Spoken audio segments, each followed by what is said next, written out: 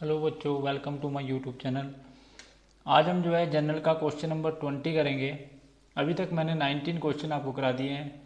19 question को आप बड़े ध्यान से देख लें।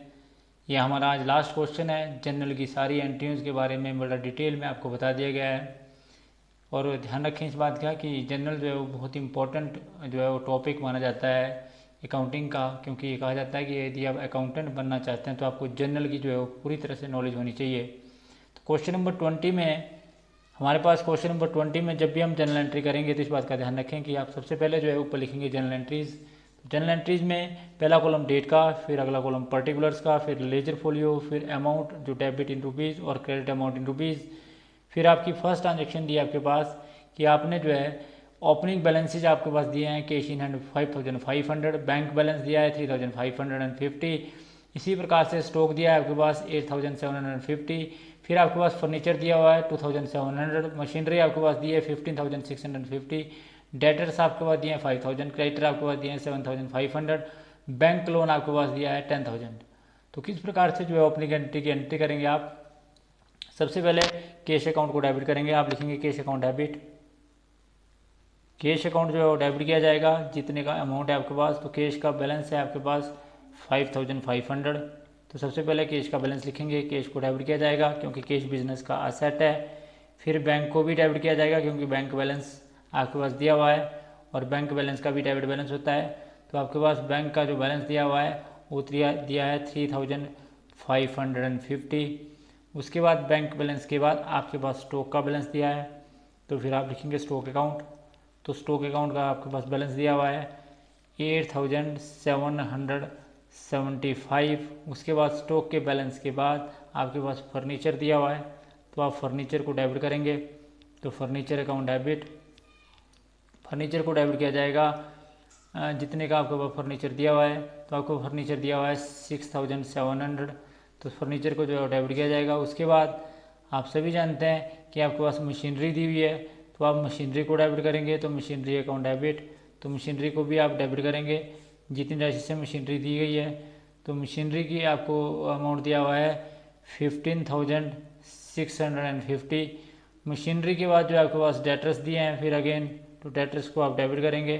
तो डेटर्स आपके पास दिए हैं जी 5000। उसके बाद डेटर्स के बाद डेटर्स को भी डेबिट किया जाएगा। उसके बाद डेटर्स के बाद जो आपके पास दिए हैं वो दिए हैं क्रेडिटर्स और बैंक लोन। तो टू क्रेडिटर्स और टू बैंक लोन, तो क्रेडिटर्स को क्रेडिट किया जाएगा टू क्रेडिटर्स, क्योंकि क्रेडिटर्स बिजनेस की लाइबिलिटी है और लाइबिलिटी हमेशा क्रेडिट होती है 7500। उसके बाद to bank loan, bank loan business की लाइबिलिटी है क्योंकि लोन जो है वो बिजनेस की लाइबिलिटी माना जाता है। तो बैंक लोन आपके पास दिया हुआ है जी, जो आपके पास गिवन है बैंक लोन वो है 10000। उसके बाद आप असेट का टोटल करेंगे।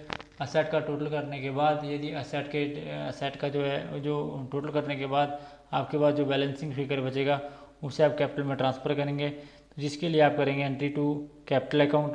तो कैपिटल अकाउंट को जो है आप ट्रांसफ़र करेंगे कैपिटल अकाउंट में, और ये बैलेंसिंग फिगर होगा। जितना भी बैलेंसिंग फिगर आएगा असेट में से सारी लाइबिलिटी घटाने के बाद जो आपके पास बैलेंसिंग फिगर बचा वो आया जी 27675। तो ये था जी आपका कि किस प्रकार से आपने ओपनिंग एंट्री करी फर्स्ट ट्रांजेक्शन। उसके बाद paid cartage on behalf of mister Ravi, किसी के भी बिहाफ पर आप कोई खर्चा करते हैं तो इस बात का ध्यान रखें कि वो उस बंदे से लिया जाएगा। तो उस कंडीशन के अंदर जो है उस बंदे के खर्चे को जो है डेबिट नहीं किया जाएगा बल्कि व्यक्ति विशेष को जो है डेबिट किया जाएगा। तो हम एंट्री करेंगे Ravi account debit to cash account, तो रवि टू कैश अकाउंट। तो इस प्रकार से जो इसकी एंट्री की जाएगी। और ये आपके पास है 100 रुपीज़ और 100 रुपीज़। किसी के भी यहाँ पर कोई खर्चा करते हैं तो जिसके भी यहाँ पर आप खर्चा करते हैं उसको डेबिट किया जाएगा, और क्योंकि आपसे कैश गया इसलिए कैश को क्रेडिट किया जाएगा। उसके बाद deposit in the Canara bank, आपने कैनरा बैंक में जमा कराया। जब भी कभी किसी भी बैंक में आप जमा करते हैं, थर्ड ट्रांजेक्शन आपके पास दी है तो आप सभी जानते हैं इसकी एंट्री करते हैं bank account debit to cash account. तो बैंक को डेबिट किया जाएगा और कैश अकाउंट को क्रेडिट किया जाएगा टू कैश अकाउंट। और इसकी नरेशन लिखेंगे being deposit into bank, और जितना पैसा आपने बैंक में जमा करा उसका अमाउंट लिखेंगे। ये आपने किया 500 और ये भी 500। जितनी राशि से खाते को डेबिट उतनी राशि से दूसरे खाते को क्रेडिट किया जाएगा। उसके बाद फोर्थ ट्रांजैक्शन दिया है, इसको बड़े सिंपल तरीके से मैं आपको बताऊंगा। ट्रांजैक्शन को थोड़ा थोड़ा बढ़कर फोर्थ ट्रांजेक्शन आपके पास काफ़ी लंबी ट्रांजेक्शन दी है। ये बोलता है कि परचेज गुड्स फ्रॉम संजय। सबसे पहले इसी की एंट्री करते हैं, परचेज गुड्स फ्रॉम संजय। तो परचेज गुड्स फ्रॉम संजय की एंट्री करते हैं, purchase account debit to Sanjay. इस बात का ध्यान रखें कि जब आप माल परचेज करते हैं तो एंट्री करते हैं परचेज अकाउंट डेबिट। परचेज हमेशा डेबिट होती है। और किससे माल परचेज किया आपने? टू संजय, तो इसकी एंट्री करेंगे परचेज टू संजय। तो इस प्रकार से आपने 6000 का माल परचेज किया और 6000 का माल परचेज किया। उसके बाद इसी ट्रांजैक्शन में आगे दिया है, ये बोलता है कि sold half of them to Amrit for cash at 20% profit on. तो इस बात का ध्यान रखें कि आपने जो है वो 20% जो है जो आपने माल परचेज किया था उसमें से हाफ जो है वो बेच दिया। तो जब 20% आपने बेचा तो 20% प्रॉफिट भी बेचा हाफ। तो आप सभी जानते हैं कि 6000 का हाफ होता है 3000 का 20% होता है 600। तो आपने जब माल बेचा तो आप इसकी एंट्री करेंगे जिसको आपने माल बेचा। इस बात का ध्यान रखिए कि आपने जो माल बेचा वो बेचा जी आपने जिसको भी आपने माल बेचा उसको जो है आप डेबिट करेंगे। और क्योंकि आपने कैश में माल बेचा इसलिए इसकी आप सीधी एंट्री कैश ही करेंगे। तो आप एंट्री करेंगे cash account debit to sale. तो आपने एंट्री करनी है cash account debit to sale. तो जिसके लिए एंट्री करेंगे आप कैश अकाउंट डेबिट, कैश को डेबिट किया जाएगा और क्रेडिट किया जाएगा टू सेल को। तो सेल को जो है वो क्रेडिट किया जाएगा क्योंकि सेल हमेशा क्रेडिट होती है। और जितने का आपने माल बेचा 3600 और 3600। इसकी नरेशन लिखेंगे being good sold both rupees 3000 at 20% profit. उसके बाद इसी के फोर्थ ट्रांजेक्शन में जो है अगली आपके पास दिया है कि आपने जो है रिटर्न कर दी damage goods to worth rupees 400 to supplier. तो आपने माल वापस किया सप्लायर को। माल सप्लायर था जी आपका संजय, तो आपने संजय को डेबिट कर दिया। संजय डेबिट टू, आप सभी जानते हैं क्योंकि परचेज रिटर्न हुई तो परचेज रिटर्न को क्रेडिट किया जाएगा तो परचेज रिटर्न। और जितने का माल आपने वापस किया 400 उतनी राशि से खाते को डेबिट, उतनी राशि से दूसरे खाते को क्रेडिट किया जाएगा 400 being return goods both rupees 400 to Sanjay. इस प्रकार से इसकी आपने एंट्री करी। अगली आपको आप फिफ्थ ट्रांजेक्शन दी हुई है क्या जी? Cash pay to Ambalal on behalf of Babulal. आपने अम्बालाल को पेमेंट करी तो ऑन बिहाफ ऑफ बाबूलाल, जिसके लिए आप एंट्री करेंगे। आप सभी जानते हैं कि जिसको आपने पेमेंट करी, आपने बाबूलाल को पेमेंट करी तो आप एंट्री करेंगे बाबूलाल्स अकाउंट डेबिट टू कैश। आपने कैश में पेमेंट करी इसलिए टू कैश को क्रेडिट किया जाएगा। और जितने की ये पेमेंट है तो पेमेंट जी आपकी थी टोटल जो अम्बालाल और बाबूलाल, जो अम्बालाल के बिहाफ पे आपने बाबूलाल को दी वो थी 1000। तो 1000 और 1000 जितनी राशि से खाते को डेबिट उतनी राशि से दूसरे खाते को क्रेडिट अवश्य किया जाएगा। तो 1000 और 1000। उसके बाद 6 ट्रांजेक्शन आपके पास दी है। 6 ट्रांजेक्शन आपके पास क्या दी है जी? 6 ट्रांजेक्शन आपके पास दी है कि आपने bought goods from Sundarlal Roshanlal 5000 and Charandas and sons 3000 both are subject to be 10% trade discount. तो इस बात का ध्यान रखें कि ट्रेड डिस्काउंट की लेखा पुस्तकों में कोई एंट्री नहीं की जाएगी, सेल्स प्राइस से पहले ही कटा दिया जाता है। तो 5000 का 10% 500 और इसी प्रकार से 3000 का 10% 300। तो ये टोटल जो आप इसमें से घटा देंगे। और आपने क्योंकि माल परचेज किया इसलिए परचेज को डेबिट किया जाएगा। आप सभी जानते हैं परचेज को जो है वो डेबिट किया जाएगा टोटल अमाउंट से 7200 से, जिसमें सुंदरलाल एंड रोशनलाल को जो है क्रेडिट किया जाएगा टू सुंदरलाल एंड रोशनलाल।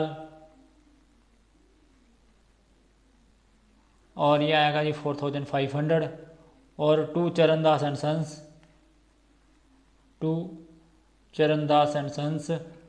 तो जितने का चरणदास एंड सन्स है ये आपका जी है 2700। और इसकी नरेशन लिखेंगे being purchase goods on credit at 10% trade discount. तो जिसकी आपने जो है लिखा उसको में एंट्री करी कि जो आपने माल परचेज किया उसको आपने ट्रेड डिस्काउंट दिया। उसके बाद ऑल न्यूज़पेपर सोल्ड। 7वीं ट्रांजेक्शन आपके पास है कि आपने ओल्ड न्यूज़पेपर को जो है वो सोल्ड किया। तो ओल्ड न्यूज़पेपर को जब आप सोल्ड करेंगे तो आप एंट्री करेंगे old newspaper account debit, cash account debit to newspaper account. तो कैश अकाउंट डेबिट, क्योंकि जब भी कभी आप कोई चीज़ बेचेंगे तो आपको कैश रिसीव होगा तो कैश को डेबिट किया जाएगा और न्यूज़पेपर को जो है वो क्रेडिट किया जाएगा। तो एंट्री करेंगे cash account debit to newspaper account, जिसमें जितने अमाउंट की एंट्री है 100 रुपीज़ और 100 रुपीज़ और 100 रुपीज़ और 100 रुपीज़। उसके बाद लास्ट ट्रांजेक्शन आपके पास है कि कैश रिसीव फ्रॉम डेटर। तो आप सभी जानते हैं कि जब आपको कैश रिसीव होगा डेटर से ऑफ ₹5,000 तो एंट्री करेंगे कैश अकाउंट डेबिट, कैश को डेबिट किया जाएगा। और क्योंकि आपको रिसीव हुआ किससे, डेटर से, टू डेटर्स, तो टू डेटर्स को जो है क्रेडिट किया जाएगा। और जितने का आपको रिसीव हुआ 5,000 का और 5,000 का, फिर उसके बाद जो है वो इसका ग्रैंड टोटल करेंगे, रिलेशन लिखेंगे being cash receive from debtors, और फिर इसका ग्रैंड टोटल करेंगे। तो ग्रैंड टोटल जो आपके पास आएगा वो तो बोथ साइड का जो है इक्वल आएगा। तो आपने इसका जब ग्रैंड टोटल किया सारी एंट्रियाँ करने के बाद, जब आपने इसका अंत में ग्रैंड टोटल किया तो इसका ग्रैंड टोटल आया 69,075, और इसी प्रकार से इस साइड का भी 69,075। तो ये था जी आपका क्वेश्चन नंबर 20 जो आपका जनरल का अंतिम क्वेश्चन था। इस बात का ध्यान रखें, मैंने ईच एंड एवरी क्वेश्चन को जो है आपको बड़े ब्रीफ में और बड़े सरल शब्दों में समझाया है। सभी चाहने वालों से, सभी स्टूडेंट से यही आग्रह रहेगा कि बीच में कभी भी वीडियो को क्विट ना करें, वीडियो को अंत तक देखें और जनरल की एंट्रियों को बड़े ध्यान से समझें, क्योंकि जनरल जो है वो बड़ा इम्पोर्टेंट रोल प्ले करता है।